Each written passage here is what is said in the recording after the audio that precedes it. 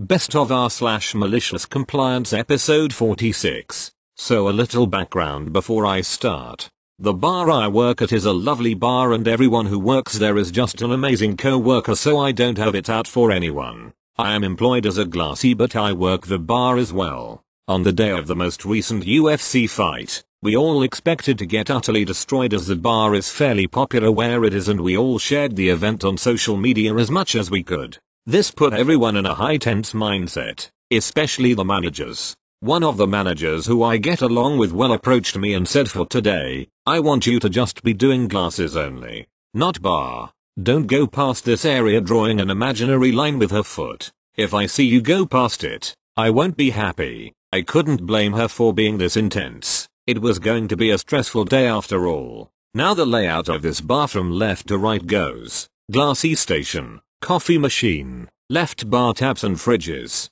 cocktail station, right bar taps and fridges, gaming and keynote ill. And the manager drew a line just after the coffee machine. After she left, my brain's cheeky cogs started turning and I pushed through the next set of glassware, polished what needed to be, and just stood there, at the line, waiting. The manager eventually saw me holding 2 trays of clean glasses standing still at the line and gave me a puzzled look, so I, in return, gave her the most over-exaggerated confused face and shrug I could do. She then chuckled and said, "Fine, you can go past the line." I know it isn't an explosion of anger that is usually posted here, but it helped keep things from getting too tense behind the bar and I thought that was worth sharing. Thank you. Next. Saw that break check video on Instant Karma and decided to share this. Australian here. To set the scene, I had minor surgery in the morning, kidney stones aren't fun, and decided that it would probably be best to Uber to an appointment instead of drive. For most of the Uber drive, everything goes relatively peacefully. We're about 2 minutes out and everything has been going as expected. What I wasn't expecting was for some roided up stress head in a 4WD to have an insecure masculinity meltdown. Traffic is a little backed up, and my Uber driver doesn't socially frowned upon, but not illegal maneuver, as we are stopped to let turning traffic have unrestricted access to a side road, not something we have to do, as it's not an actual intersection. Uber driver notices that the guy in the right lane has done the same, because the gap in front of him is too small for his giant 4WD. She indicates, takes that opening, and then is immediately honked at by the 4WD. Diagram. Thanks/you/Siamese quark. She looks confused at me and asks if she did anything wrong. I shook my head. We're approaching the lights that caused the backup, and our emotionally stunted 4WD owner speeds violently into the light's right turning lane, screaming at us through his car, giving us the finger, the works. I laugh. The Uber driver ignores. As we continue up to the lights going straight on, 4WD owner slams his 4WD into the straight lane with no warning or indication, and slams his brakes on. It's worth noting that this was done at a well-surveilled set of lights. He's in front of us, and brake checks us again as we cross over the lights, and then he turns off onto the next side street. The side street I was going to get my Uber driver to drop me off on. I get her to go 1 street further up, and U-turn, so as to not antagonize the clearly angry driver and give him time to get ahead. She agrees, does the U-turn, then turns onto the side street. Only guess what is at the entrance to the street? The 4WD. My eyes roll into the back of my head as I realize there is a pretty solid likelihood this dude is going to come over and try and abuse us. The Uber driver drops me off and asks nervously, "Do you want me to hang around?" But I shake my head. I get my phone out and hit record just in case, and sure enough, as my first steps down the street happen, Mr. Purchase large cars to make up for deficiencies elsewhere is coming over. He's Greek or Lebanese. I can tell right away. The clothes, the annoyed strut, the glasses, the skin tone. Sure enough, he starts right away being verbally aggressive, and his accent confirms my suspicions. For 8 minutes, I let him go, complaining all about her driving, but when I bring up his own actually illegal actions saying "so what?" he tells me he doesn't care if I'm recording, does the short man syndrome thing of entering my personal space and calling me tough because I'm big and telling me how hard he is for doing 4 years in prison, and then makes a fatal mistake. He tells me to call the cops. So I do. He's standing there, riled up, A mixture of nervous and self-righteous energy. Except I tell the police immediately that I arrived at the location via an Uber and was being harassed. When I mention the word Uber, his head tilts, and when I explain his actions, as well as him admitting to them on camera, he looks surprised, and then concerned, and then he runs to his car, but not before I can relay to the operator his license plate. Police arrive later, and I show them the video footage of the altercation. I didn't think anything serious would happen, most likely just a fine unless he'd done this kind of thing before. Turned out he had done worse. He had been involved in a non-fatal hit and run where the police were only able to get a description of the vehicle and of the driver. He was sentenced just last week, 6 months. Not much, as it was his first offense. At least now when he tells folks he's spent time in prison he won't actually be lying. TLDR. Man with anger issues decides to brake check Uber. Man confronts me about his fragile masculinity. Man admits guilt and suggests I call police. Man forgets man was wanted by very same police. Man should have probably added /s to his request. I can't include all the audio, but the pertinent bits are fine. While it might sound like we're yelling, it's the corner of a busy road. Enjoy. Edit. Added diagram. Fixed small grammar. Added additional sound files from the end of the encounter. Thank you. Next. Backstory. All throughout my life my dad has been the biggest source of stress for me. I've been the source of everything that goes wrong in his life since the day I was born despite hardly ever being the one around when it happens. I'm the type of person who will tell you when I broke something, which I actually did when his dryer broke and I was standing there when it happened. The wheel that turns the drum snapped due to age while I was drying my clothes. I did the responsible thing and offered to go in half on their washer and dryer since they'd had the same one since 2004. They got a brand new Whirlpool set for around $1,200 US, so I Venmo'd them $600 for it. Fast forward about a year after me being moved out of their house and on my own. 2 kids, rocking the single dad scene, apartment of my own. When into the garden a snake did appear. My washer and dryer broke within a week of each other. My dad takes every opportunity to hold the slightest amount of control over me and starts making demands that I only come between these certain specific hours and that I have to bring my own laundry soap and once I'm done the clothes have to immediately be loaded into my car for transport and that I have to buy them pizza when I come over as I'm taking over their kitchen for about 4 hours. Keep in mind that he decided that I could only come during this time. So I've been going every Saturday for about 3 weeks to my parents' house to wash about 3 loads of clothes. The problem this time is that it's been about 1 month since I've washed either mine or my kids' bedding. I figured it wouldn't be a big deal to go ahead and bring those along, but that's what you get for thinking, my dad says when I come with the extra 3 loads of laundry. He yells as my mom is trying to tell him that it's okay and that it's not going to cause any problems and tells me to go ahead and start my laundry. She takes my dad somewhere to distract him while I do laundry because since seeing how my friends' dads treat them I've seen his behavior for what it is and don't take lightly to him treating me like the red-headed stepchild. I'm his biological child. We don't particularly like each other anymore. I do mine and my daughter's clothes before they get back. I start to load my son's clothes, which was 6 shirts, 6 pants, 6 pairs of socks, 6 underwear and 2 towels. He wears a 4T in clothes, in an 8Q featuring, for those who use the metric system, that's the medium size washer at a laundromat. Washer. Then my dad comes home and goes immediately into the washroom, stops the load, opens the top, and yells, "Good job, idiot, you did exactly what I told you not to do."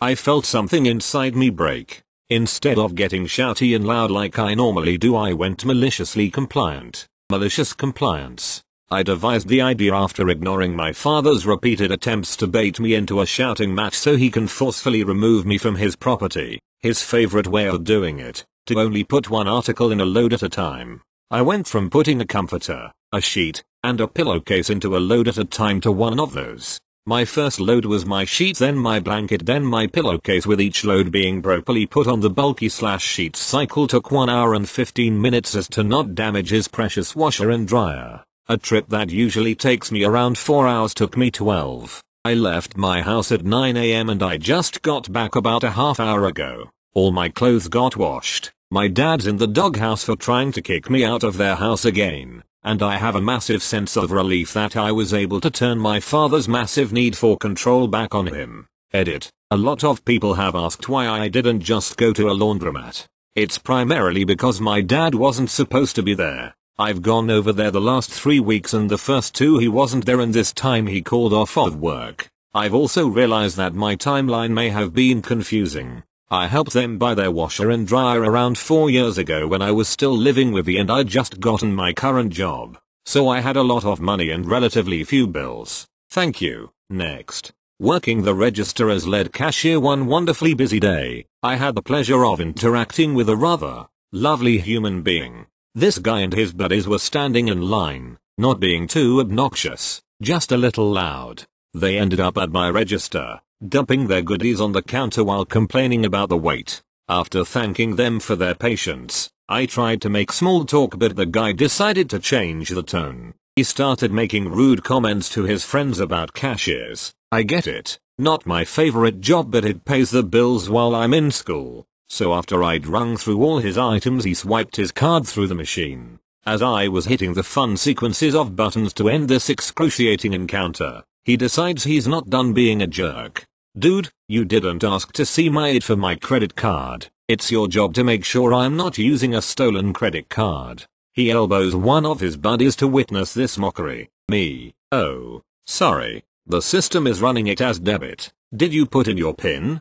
Dude, it's not a debit card. It's a credit card. It's really not that hard. He holds up his card to show me. Look, it even says see it on the back of the card. I don't know about other retail stores, but we had already moved away from checking signatures on the back of cards against the signature line because by that time the transaction has already gone through. We don't have a definite policy of asking for it as long as the back of the card is signed. Me. Alright, cool. Can I see your ID? Dude, thank you. Should have done that to begin with. He opens his wallet and begins fishing through his wallet, looking for his ID. After a moment a blank look crosses his face. I don't have it. Me. That's okay. I can take another form of payment. Dude, I don't have another way to pay. You have to take the card. Me. I'm sorry sir, once I've asked for it, it's store policy that you have to show it. So I know we have a policy for this process when it comes to buying alcohol. I just went with the logic that the same is true for credit cards. I was pleasantly surprised he didn't throw a fit at this point, but I had used his own logic against him. After the shuffle of shame into his group of friends, one of them moves forward, swipes his debit card and pays for the stuff. I thanked them for coming in as they head out the door laughing, but this time it wasn't at me. TL. Dr. Customer is a jerk to cashier. Insists cashier ask for his ID. Doesn't have it. Surprise. You can't pay with it. Thank you. Next. I saw the new LPT about trying mattresses from online retailers, and then returning them.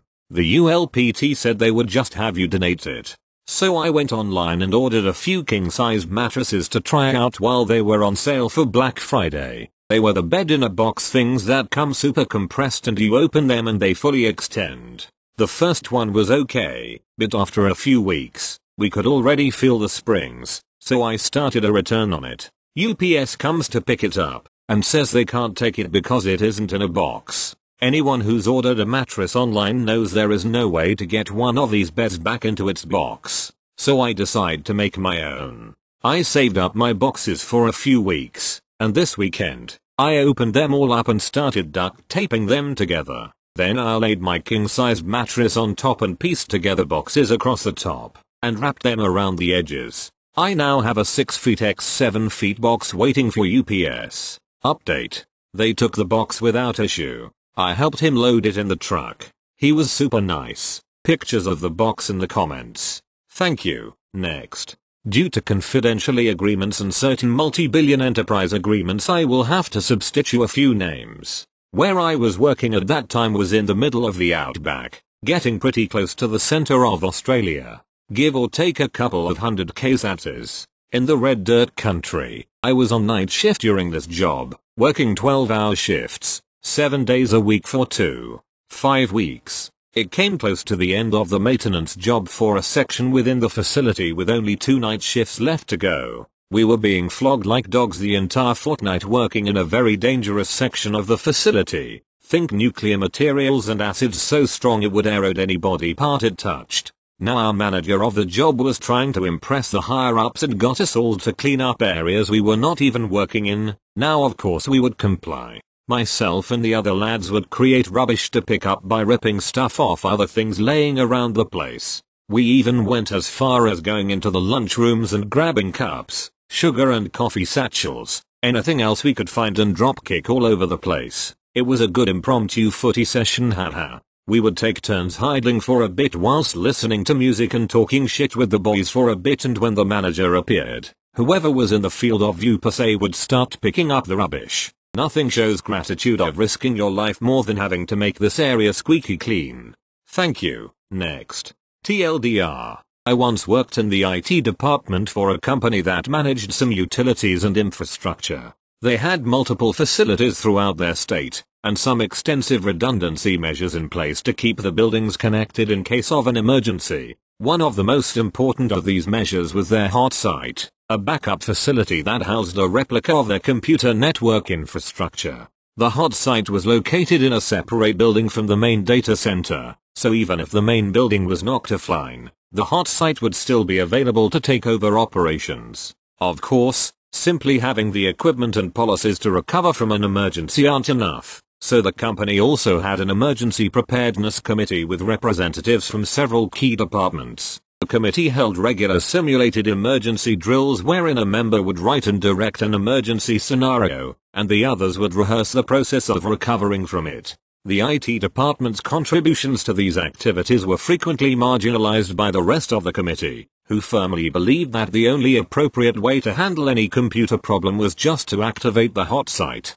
After all, it is a complete, functional replica of our main systems. Why bother doing anything else when the problem can be instantly solved by simply plugging in a different computer? Well, the thing is that switching to our hot site was easier said than done. Think of it like the spare tire in your car. It's there if you need it, but it doesn't automatically replace a flat tire. You need to spend some time and effort to take the old one off and put the new one on. And once you finish your road trip, you generally want to get the tire properly replaced rather than continuing to use the spare. And if you're having engine problems, you don't solve it by putting on a different tires. And so on. The point is that a hot site doesn't solve every problem, and even if it does, switching to ours in particular would take some time. The IT representatives explained that every time, but were always ignored. Finally, one of the network engineers was selected to lead one of the emergency drills, and this guy was fed up with everybody else always suggesting the hot site as a solution.